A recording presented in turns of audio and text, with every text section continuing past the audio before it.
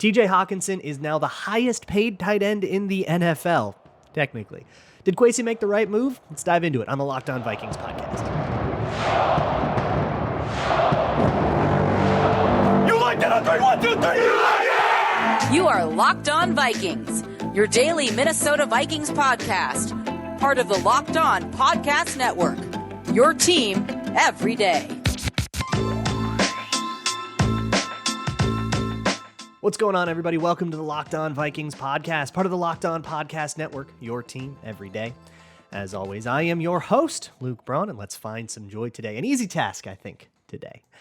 You can find the show wherever you find your favorite podcasts, whether it is anywhere where you listen to shows, including SiriusXM. We're partnered with them. Amazon Fire and Roku. Just download the Locked On Minnesota Sports app, or just pop on over to YouTube. Leave a comment if you are a hashtag every day, or those of you who do listen to this show every single day. Make it your first listen of the day. I appreciate y'all so much. I love hearing from you. Today's episode is brought to you by Gametime. Download the Gametime app, create an account, and use code LOCKEDONNFL for $20 off of your first purchase. Last-minute tickets, lowest price guaranteed. Today on the show, guess what? TJ Hockenson is here to stay. It's not just a 1 or 2 year rental with a franchise tag. He signs a real deal. He is locked up with the Vikings through 2027. So here are the contract details that you need to know. I'll go over the actual structure of the deal and kind of the objective information, and then we can kind of discuss, okay, was this smart actually? Did Kwesi do the right thing here? Has this whole thing been smart, or did they perhaps overpay? Was it worth it? And what exactly does this mean for the Vikings offense going forward? But first, all right, so the whole deal is worth $66 million over 4 new years, so additional years. So he signed through 2027. If you want, you can add his $9 million dollar cap hit this year and call it 5 for 75. But in terms of new money, $66 million over 4 new years could go up to $68.5 million. So you have $2.5 million in incentives that could be met as well. In terms of cash flow, he gets $32 million over the first 2 years of, I believe that is of those 4 new years. So he'll get $32 million in new money between now and 2025, and then by 2026 he'll get $48 million, and he's got $29 million guaranteed at signing with a $42.5 million total guarantee. Now, all of that feels like a whole bunch of money. In terms of the actual numbers, I think the best way to do this is as percentage of cap. I just finished doing the Minnesota Football Party, which is out before this podcast will be out, so you can go listen to that for Arif Hassan explains that whole thing. But basically, the cap goes up every year, right?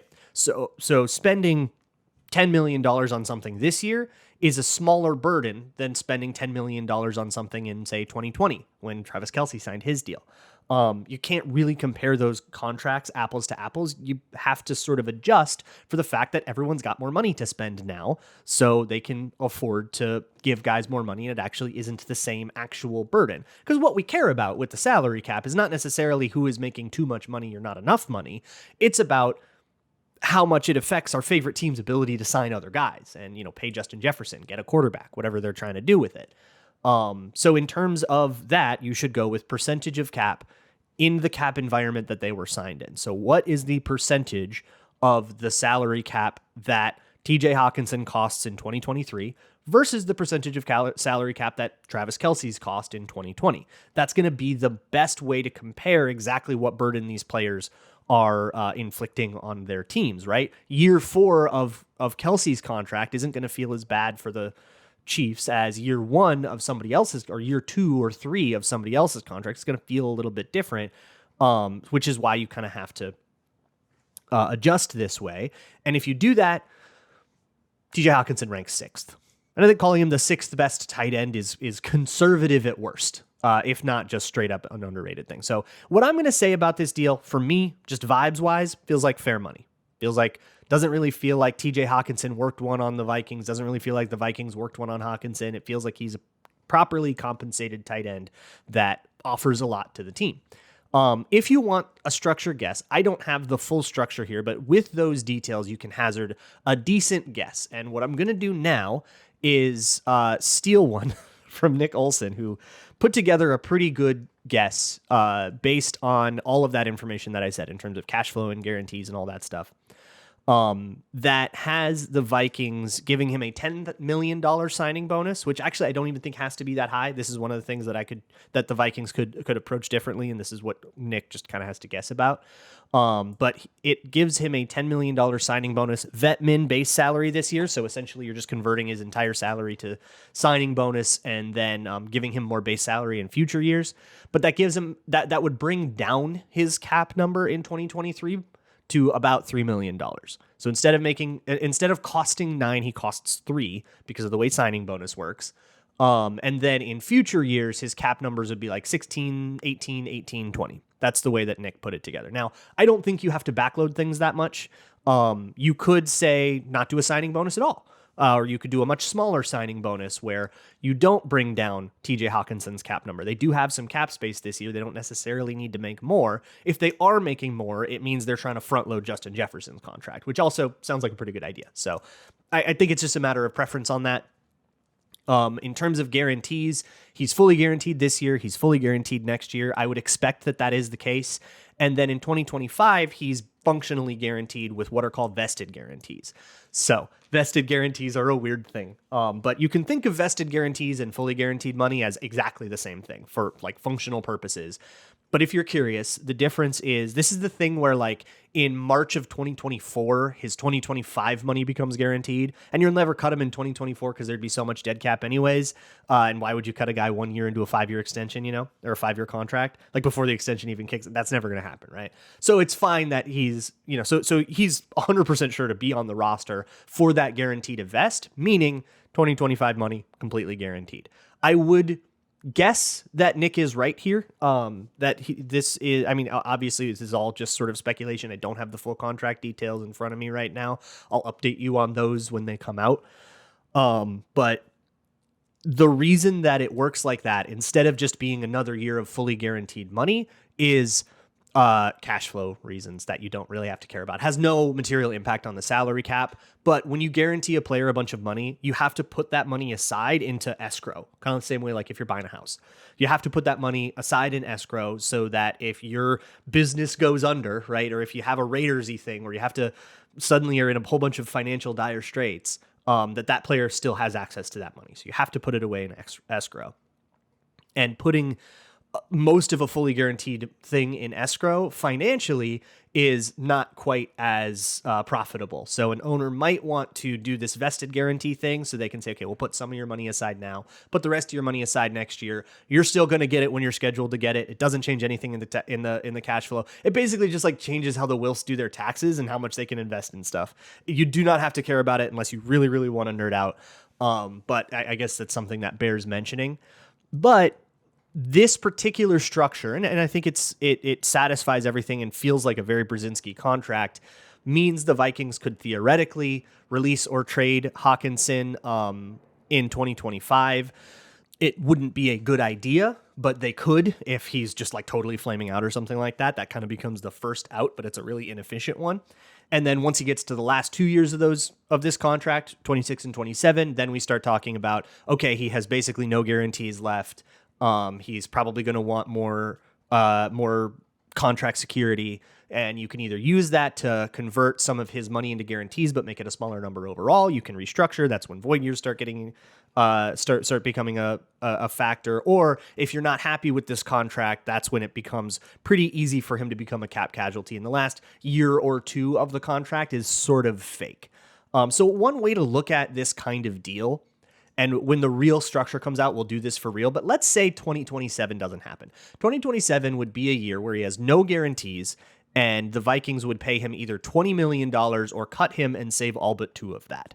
So that becomes like, oh, wow, he becomes this really easy cap casualty thing. Now, the way that the Vikings tend to operate, it never gets to that point. But let's say that happens, and you just say, let's say this is really a 3-year deal worth $46 million of new money. That might functionally be closer to the way this actually plays out. And suddenly that doesn't feel so bad, right? Interestingly, the average annual value of this brings Hockenson to $17.125 million per year if you count the incentives, which I don't think you necessarily should, but that probably looks good for the agent, which is why it's reported that way. So that's the deal. Was it a good idea? We're still paying market rate, ton of money for a tight end. Are tight ends even worth that? And is TJ Hockenson himself one of those tight ends?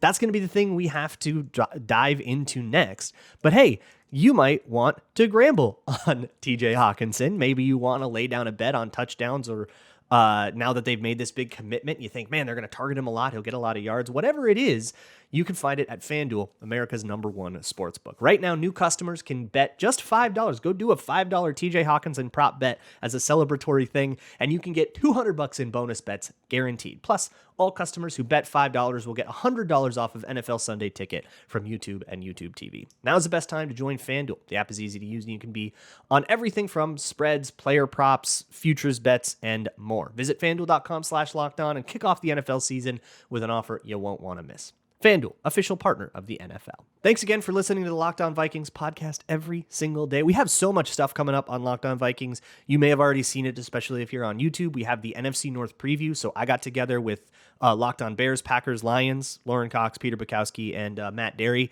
We all got together and talked about some topics of the NFC North. Who's the best quarterback? Who's going to be the team that maybe sneaks into the playoffs that didn't before? Who's the worst team in the division? All of that stuff. We had all these little debates, and they're going to come out in a series on this very podcast feed. So that'll be around all week, as well as, of course, your normal Locked On Vikings. So you get 2 a day for a little while here heading into the season. Lucky you guys. Moving on though. So the main thing, I like this deal. I think it's fine. I don't think that they necessarily overpaid. I don't think they got a phenomenal deal or anything like that. It was basically expected, and I think not extending TJ Hockenson would have been a huge miss. So I guess that's my emotion about this is, yeah, I expected you to do this, and if you didn't do it, it would have been a big problem. So yeah, I guess you could say I'm happy about it. In the same way, you were probably happy when the Minnesota Golden Gophers will beat the crap out of like Western Illinois, right? Like, of course they did. But I think the biggest pushback that I've seen is not necessarily saying, well, TJ Hockenson isn't good. You have to like try really hard to say TJ Hockenson isn't good and to dismiss the impact that he had on the Vikings offense, which I will get into if you're looking for some ammo to argue with your Lions fan buddy that's being bad faith about it. But really, it's just this idea of positional value, I guess, with tight ends has been devalued because of like war or whatever. And I want to push back on that a little bit because the value of a tight end to me is in their versatility. And that means that a lot of the time they will do a job that is less valuable. So in general, right, if you want to talk the sort of analytics talking point, is that passing is more valuable than running. And I don't think anybody, no matter how much of a chalkhead they are, is going to disagree with that, right? Of course, passing gets more yards than running and is more valuable, and it should kind of be the goal is to get your passing game going. And the run game can be part of an avenue to that or a complement to that and can kind of have its role elsewhere, right, in the game. And so you kind of look and you say, well, why would I ever pay a tight end? Why don't I just pay another wide receiver because I want him to be passing more? And the answer is versatility. Every defense is different, right? There is not really a lot of homogeneity in what is the word in defenses, right? They're not all the same. And some defenses are built to be very fast and are therefore very small. Some defenses are built to be a little more old school with big thumpers and they play things a little more straight up. And if you've got a really fancy East-West offense, you might be able to run around them, right? Or if you want to go super deep like the Miami Dolphins do, you can do that with Tyreek Hill and Jalen Waddle.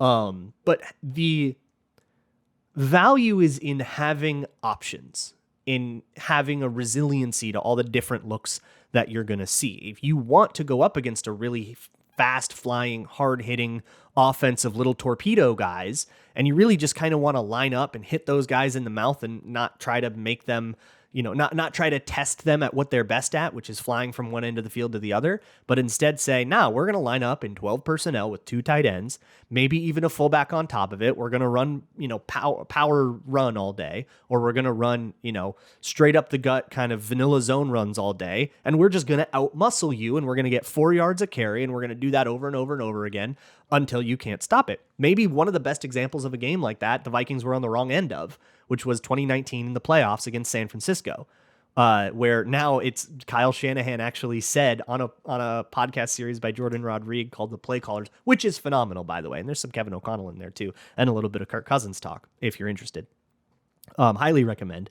But he said, like, yeah, I just realized they couldn't stop the run, so I just kept calling runs even though it wasn't optimal to. And guess what? We scored touchdowns on drives where we only called run plays. You can go rewatch the game. They did not pass and they scored touchdowns. That is part of what the run game can be, but mostly it's also it's a compliment, right? In a world where, man, they've got just the perfect defense to stop our pass defense or to stop our pass offense. Let's say they do it. They can bracket Justin Jefferson perfectly. They've got a corner that can cover Addison.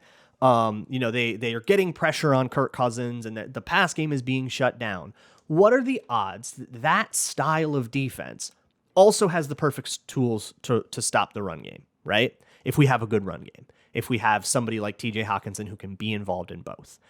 And if you have somebody that can be involved in both, it opens up play action. And that's really the deceptive element that we're after here, is if you can be a positive asset in the run game and be a blocker, and TJ Hockenson is. He's more of a pass catcher than he is a blocker. He's more famous for that, but he's a good blocker. Like, he's no slouch as a blocker. And then also become the number 2 receiving option on the offense, which is what he was last year with Adam Thielen declining and KJ Osborne being fine, but still, was just KJ Osborne. TJ Hockenson was the guy that became the focal point in the offense if you were doubling Justin Jefferson. That was the last half of the year last year. That's what happened in the playoff game against the Giants, the other game against the Giants. That's what happened in a lot of games where if you doubled Justin Jefferson, you were getting punished with a dig over the middle by TJ Hockenson, who is fast enough to run that downfield and be where he's supposed to be on time. And also he can block. Having all of those tools in your bag and being able to have an answer to a lot of different things is ultimately going to make this greater than the sum of its parts. That is what tight ends are for. It's what they do on NFL offenses. It is important that they do both, right? The reason you pay a tight end is because it costs more to pay a wide receiver and a tackle to do the same thing. That is why you pay a tight end. And so that you don't have to change your personnel out all the time. If you want to run the ball, TJ Hockenson's out there. If you want to pass the ball, TJ Hockenson's out there. Now they cannot look and say, wow, 87's out there. This is going to be, this package or that package. He's part of all the packages. They have to look elsewhere for their tell. That is part of the value as well. But you have to be good at all of those things. And TJ Hockenson is good at all of those things. Tight ends can be, matchup guys as well. If you get TJ Hockenson on their slow Sam linebacker, their Jordan Hicks versus our TJ Hockenson, that's a matchup that can be exploited. It can also be exploited if you get them on their tiny slot corner, right? TJ Hockenson bodying, their Mike Hughes type, their Shannon Sullivan type in the red zone. That's why tight ends are more valuable than I think their money is. And look, money has exploded, right? Wide receivers, even if they're not that good now, make $20 million a year. And it's just the way the cap is. The $20 million is now a normal number for a wide receiver to make. Learn to accept it, right? Even if they're not, Jamar Chase or Justin Jefferson is going to blow that out. He might make 30. And that's going to be proper. Like, that's appropriate. And with the way the wide receiver market has exploded, tight ends haven't really caught up. The highest paid tight end now makes 17.1. Makes less than Christian Kirk, makes Hunter Renfrow money. I think I saw somebody say, like, that is a market inefficiency. And with market inefficiencies, there's interesting ways to think about them. In an economic sense, a market inefficiency just kind of means that, hey, these things are being sold for less than what they're worth or more than what they're worth, right? If suddenly there is this really big like the biggest one is like stocks, right? Or even if you think about like cryptocurrency, right? Hey man, Bitcoin is going for way more than I think it's going to be worth in 2 weeks. I'm going to sell my Bitcoin, right? That's the way that these kinds of things work. And they function a lot as a stock in the economy right now. But if you just see, man, people just aren't really as interested in buying Teslas as I think they should be. And I think what I think a Tesla is worth is not what that Tesla is actually going for. That's going to make you buy that Tesla, right? And you can think of it in the same way with tight ends. Tight ends are providing this amount of value, and they're not really getting paid for it. So why don't I get the guy that's one of the best at providing that particular value? And even though I have to pay top dollar for it, that's okay, because paying top dollar for a tight end is still efficient. If you think about who... if you compare TJ Hockenson and all the tight ends to receivers, right? Would you rather have, just as a pure receiver, forget that he's blocking. We're being unfair to TJ Hockenson now because we're getting rid of one of his skill sets that makes him valuable. And compare him to Christian Kirk in terms of average annual value, right? TJ Hockenson is cheaper than Christian Kirk. Which one would you rather have in your passing offense? I would rather have TJ Hockenson. And once you fold in the blocking ability, I would very much rather have TJ Hockenson than that. And that Christian Kirk deal isn't an outlier anymore. This is just what wide receivers are getting paid.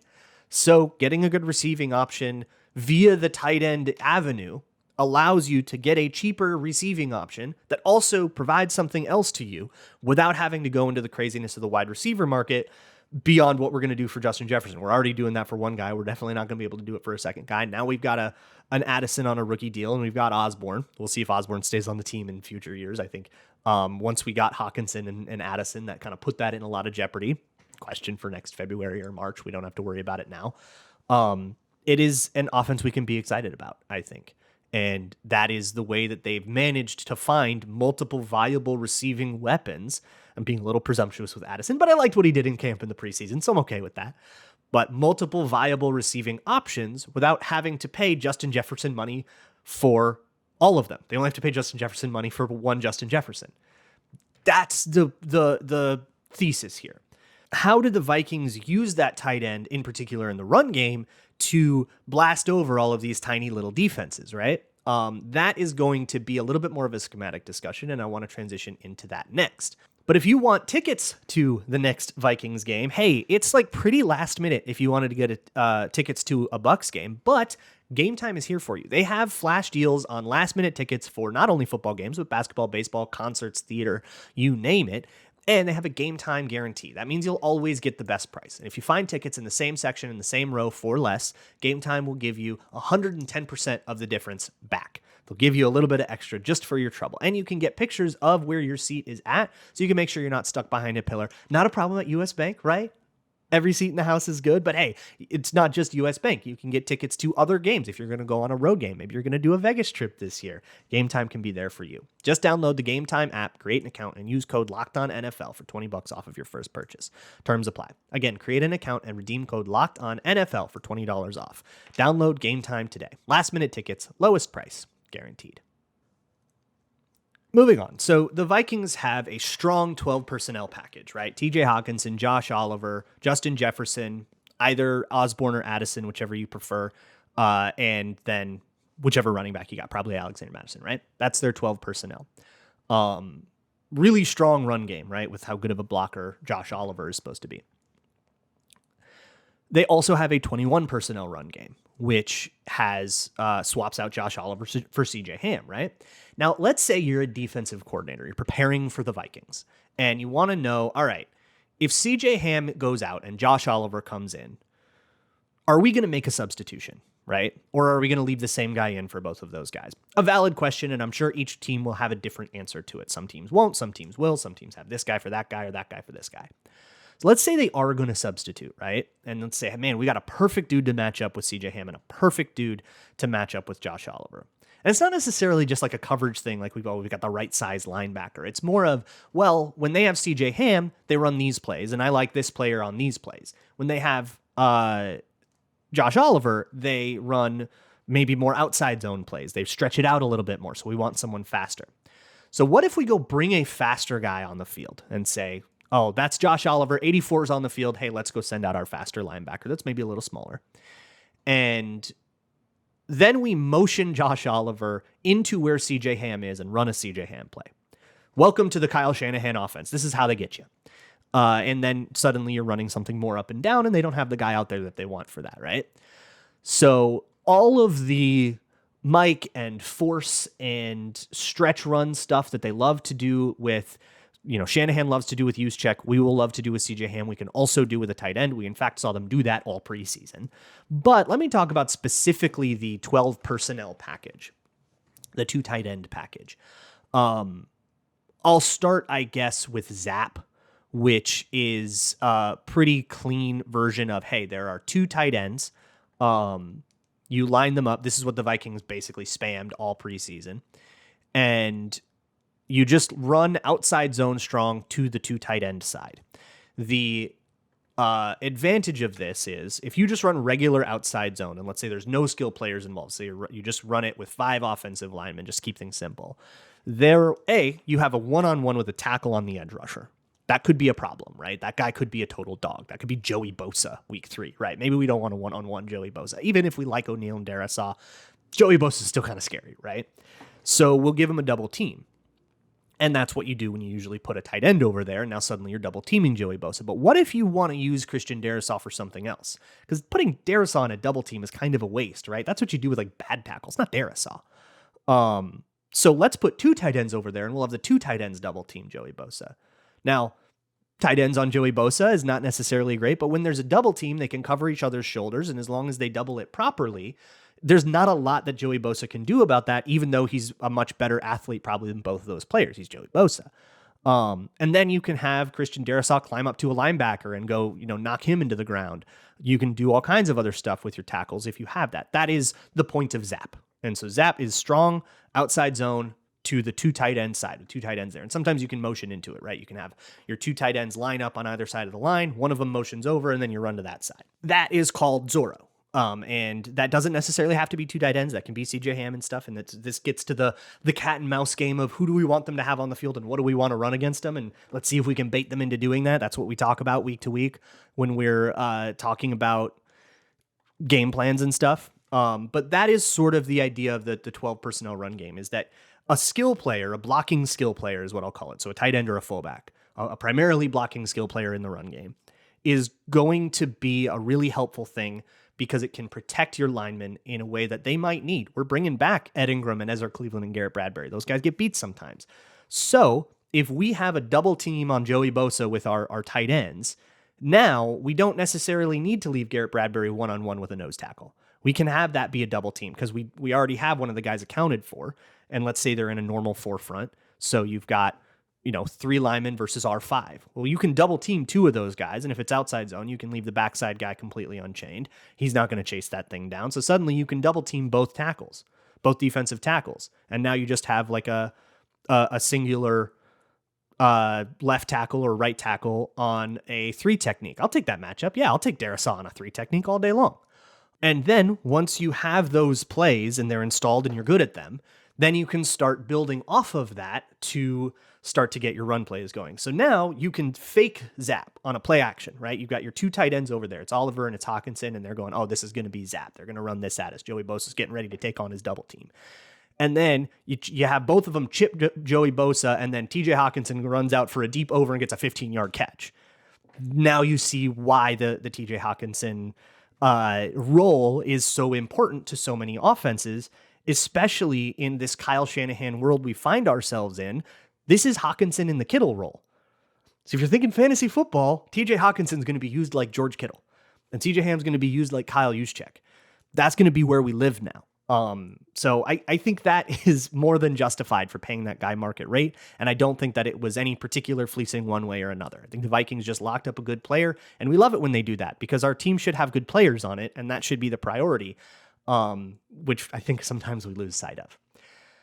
Next week, we'll do some season preview stuff, but it's the week leading into a game, right? We'll have our crossover, we'll have our Friday stuff, we'll have Twitter Tuesday and all of that stuff. So I'm really excited about that. I will see you after the weekend.